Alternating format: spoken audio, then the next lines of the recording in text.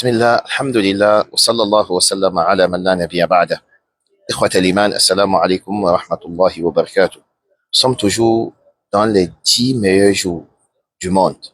قال رسول الله صلى الله عليه وسلم أفضل أيام الدنيا أيام العشر. Les meilleurs jours du monde sont les 10 premiers jours des Dhul Hijjah.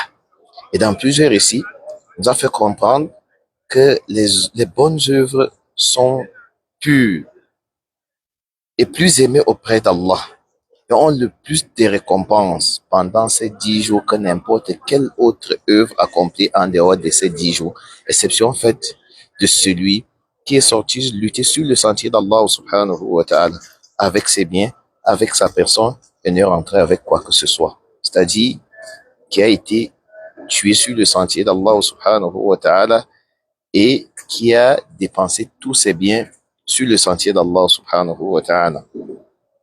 Voilà la seule personne que celui qui accomplit une bonne œuvre pendant ces 10 jours, quelle que soit la nature de cette œuvre, ne saurait dépasser auprès d'Allah subhanahu wa ta'ala en termes de mérite. Et samedi, c'est le jour de Arafah, le meilleur de ces 10 jours. C'était un jour d'invocation. قال رسول الله صلى الله عليه وسلم أفضل خير الدعاء دعاء يوم عرفة. La meilleure invocation, c'est l'invocation du jour de Arafat. Il n'y a pas une invocation meilleure que l'invocation du jour de Arafat.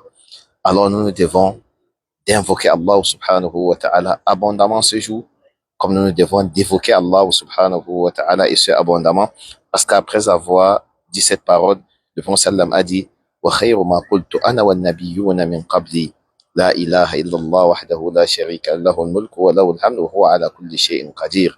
Et la meilleure parole que j'ai pu dire ce jour, de même que les prophètes passés avant moi, et la ilaha illallah wahdahu la sharika lah lahu al-mulk wa lahu al-hamd wa huwa ala kulli shay'in qadir.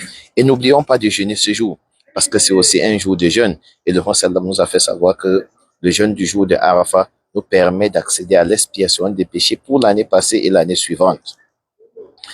Et alhamdulillah, même si les savants ont divergé sur le jugement du jeûne de samedi, il faut savoir qu'à l'unanimité des savants, il est permis de jeûner un jour avant ou un jour après avec le samedi.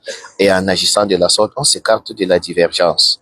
Donc, pour ceux qui peuvent jeûner demain et jeûner samedi pour sortir de la divergence, et même si vous n'arrivez pas à jeûner vendredi, jeûnez samedi, car cela relève de la sunna du prophète Muhammad sallallahu alayhi wa sallam. En tout cas, c'est l'avis le plus prépondérant des dits des savants sur cette question. Wallahu ala wa alam. Sallallahu wa sallam ala nabiyyina Muhammadin wa ala alihi wa sahbihi ajma'in.